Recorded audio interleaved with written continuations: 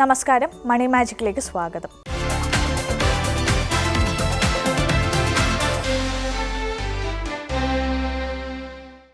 പണം ഉണ്ടാക്കുക എന്നതൊരു കലയാണെങ്കിൽ അത് ഫലപ്രദമായി കൈകാര്യം ചെയ്യുക എന്നതൊരു ശാസ്ത്രമാണ്. നമ്മളിൽ പലരും കഠിനാധ്വാനം ചെയ്ത് പണം സമ്പാദിക്കുന്നു.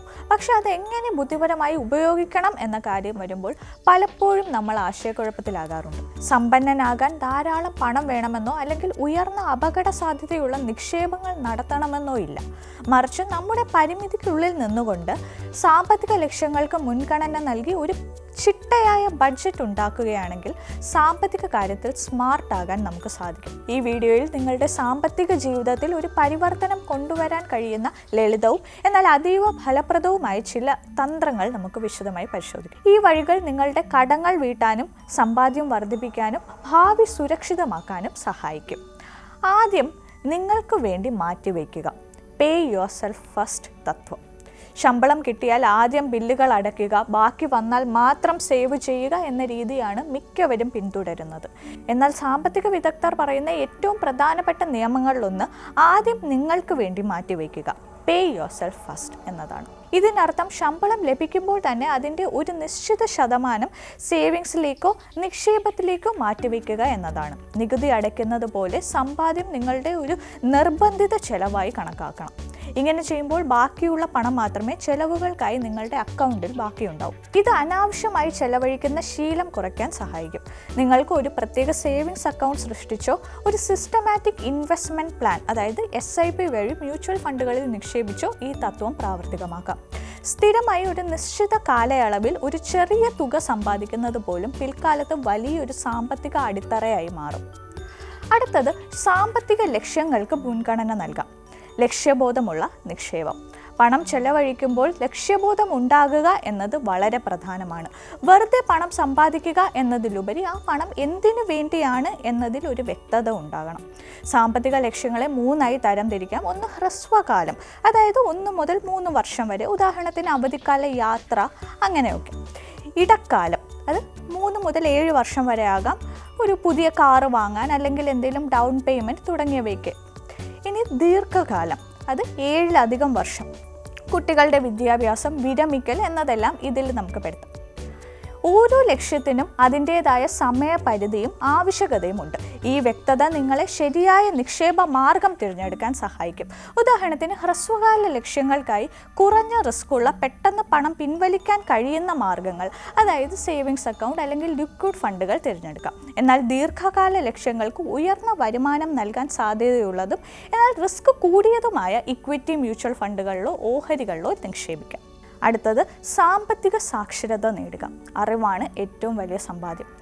പണം സമ്പാദിക്കുന്നത് ഒരു വലിയ കാര്യമാണ്, എന്നാൽ അത് സംരക്ഷിക്കുകയും വർദ്ധിപ്പിക്കുകയും ചെയ്യുക എന്നത് അതിലും വലിയ ദൗത്യമാണ്. ഇവിടെയാണ് സാമ്പത്തിക സാക്ഷരതയുടെ പ്രാധാന്യം കടന്നു വരുന്നത്. സാമ്പത്തികപരമായ അറിവ് വ്യക്തിഗത ധനകാര്യങ്ങൾ കാര്യക്ഷമമായി കൈകാര്യം ചെയ്യാനും സ്വന്തം നിക്ഷേപങ്ങളെക്കുറിച്ച് ഉചിതമായ തീരുമാനങ്ങൾ എടുക്കാനും നിങ്ങളെ പ്രാപ്തമാക്കും. ഒരു സേവിങ്സ് അക്കൗണ്ടിൻ്റെ മൂല്യം, പണപ്പെരുപ്പം അതായത് ഇൻഫ്ലേഷൻ എങ്ങനെ നിക്ഷേപത്തെ ബാധിക്കുന്നു, വിവിധ നിക്ഷേപ മാർഗങ്ങൾ FD, PPF, മ്യൂച്വൽ ഫണ്ട്, ഓഹരികൾ അങ്ങനെയുള്ളവ എന്നിവയെക്കുറിച്ചെല്ലാം പഠിക്കുന്നത് വളരെ അത്യാവശ്യമാണ്.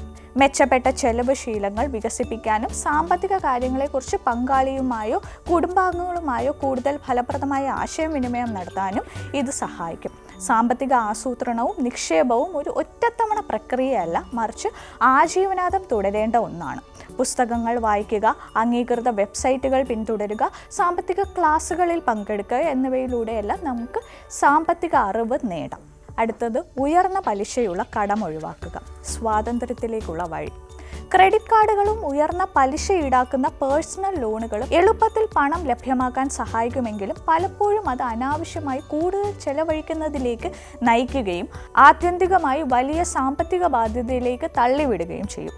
ഉയർന്ന പലിശയുള്ള കടം ഒരു കടക്കെണി പോലെയാണ്. നിങ്ങൾ എത്ര പണം തിരിച്ചടച്ചാലും അതിൻ്റെ ഒരു വലിയ ഭാഗം പലിശയായി പോവുകയും മുതലായ തുക കുറയാതിരിക്കുകയും ചെയ്യും. അതിനാൽ നിങ്ങളുടെ സാമ്പത്തിക മുൻഗണനകളിൽ ഒന്ന് ഉയർന്ന പലിശയുള്ള കടങ്ങൾ, പ്രത്യേകിച്ച് ക്രെഡിറ്റ് കാർഡ് കടം വേഗത്തിൽ വീട്ടുക എന്നതായിരിക്കണം. അത് അടച്ചു തീർത്തതിനു ശേഷം മാത്രം മറ്റ് നിക്ഷേപങ്ങളെക്കുറിച്ച് ചിന്തിക്കുന്നതാണ് ഏറ്റവും ഉചിതം. കാരണം നിക്ഷേപങ്ങളിൽ നിന്ന് ലഭിക്കാൻ സാധ്യതയുള്ള വരുമാനത്തേക്കാൾ കൂടുതലായിരിക്കും ഈ കടങ്ങൾക്കുള്ള പലിശ. അടുത്തത്, നിക്ഷേപങ്ങൾ ഓട്ടോമേറ്റ് ചെയ്യുക. സ്ഥിരതയാണ് വിജയരഹസ്യം. പലരും നിക്ഷേപിക്കുന്നതിൽ പരാജയപ്പെടാനുള്ള പ്രധാന കാരണം സ്ഥിരതയില്ലായ്മയാണ്.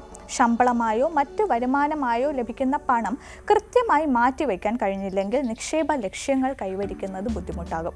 അതുകൊണ്ട് നിങ്ങളുടെ നിക്ഷേപങ്ങൾ ഓട്ടോമേറ്റ് ചെയ്യുക. എല്ലാ മാസവും ഒരു നിശ്ചിത തീയതിയിൽ നിങ്ങളുടെ ബാങ്ക് അക്കൗണ്ടിൽ നിന്ന് പണം നേരിട്ട് മ്യൂച്വൽ ഫണ്ടുകളിലേക്കോ മറ്റ് നിക്ഷേപങ്ങളിലേക്കോ പോകുന്ന രീതിയിൽ സിസ്റ്റമാറ്റിക് ട്രാൻസ്ഫർ പ്ലാൻ, അതായത് STP അല്ലെങ്കിൽ സിസ്റ്റമാറ്റിക് ഇൻവെസ്റ്റ്മെൻറ്റ് പ്ലാൻ SIP സജ്ജീകരിക്കുക. ഇങ്ങനെ ഓട്ടോമേറ്റ് ചെയ്യുന്നത് നിക്ഷേപം മറന്നു പോകുന്നത് ഒഴിവാക്കാനും മാർക്കറ്റ് സമയം നോക്കാതെ നിക്ഷേപം തുടരാനും സഹായിക്കും. സാമ്പത്തിക ആസൂത്രണത്തിൻ്റെ ഏറ്റവും പ്രധാനപ്പെട്ട നിയമങ്ങളിലൊന്ന് നിങ്ങളുടെ ജീവിത നിലവാരം വരുമാനത്തിനനുസരിച്ച് നിലനിർത്തുക എന്നതാണ്. വരുമാനം കൂടുമ്പോൾ അതിനനുസരിച്ച് ചെലവുകളും വർദ്ധിപ്പിക്കാനുള്ള പ്രവണത, ലൈഫ് സ്റ്റൈൽ ഇൻഫ്ലേഷൻ നിയന്ത്രിക്കുന്നത് സാമ്പത്തിക വളർച്ചയ്ക്ക് അനിവാര്യമാണ്. നിങ്ങൾ നിക്ഷേപം നടത്തുമ്പോൾ അപകട സാധ്യതകളും നേട്ടങ്ങളും നന്നായി വിലയിരുത്തുക. ഏറ്റവും പ്രധാനമായി അടിയന്തര സാഹചര്യങ്ങളിലേക്കായി കുറഞ്ഞത് 3 മുതൽ 6 മാസം വരെയുള്ള ചെലവുകൾക്ക് തുല്യമായ ഒരു എമർജൻസി ഫണ്ട് സുരക്ഷിതമായ ഒരിടത്ത് സജ്ജീകരിക്കുന്നത് നിങ്ങളുടെ സാമ്പത്തിക സുരക്ഷിതത്വം ഉറപ്പാക്കുന്ന ഏറ്റവും നല്ല മാർഗമാണ്. ഏറ്റവും പ്രധാനമായി അടിയന്തര സാഹചര്യങ്ങൾക്കായി കുറഞ്ഞത് 3 മുതൽ 6 മാസം വരെയുള്ള ചെലവുകൾക്ക് തുല്യമായ ഒരു എമർജൻസി ഫണ്ട് സുരക്ഷിതമായ ഒരിടത്ത് സജ്ജീകരിക്കുന്നത് നിങ്ങളുടെ സാമ്പത്തിക സുരക്ഷിതത്വം ഉറപ്പാക്കുന്ന ഏറ്റവും നല്ല മാർഗമാണ്. സാമ്പത്തിക കാര്യങ്ങളിൽ സ്മാർട്ടായി പ്രവർത്തിച്ച് ലക്ഷ്യബോധത്തോടെ മുന്നോട്ട് പോയാൽ നിങ്ങൾക്ക് സമ്പത്തിൻ്റെയും സുരക്ഷിതത്വത്തിൻ്റെയും ഒരു ഭാവിയാണ് പടുത്തുയർത്താൻ കഴിയുക. നിങ്ങളുടെ സാമ്പത്തിക ജീവിതത്തിൻ്റെ നിയന്ത്രണം ഏറ്റെടുക്കാനുള്ള സമയം ഇതാണ്.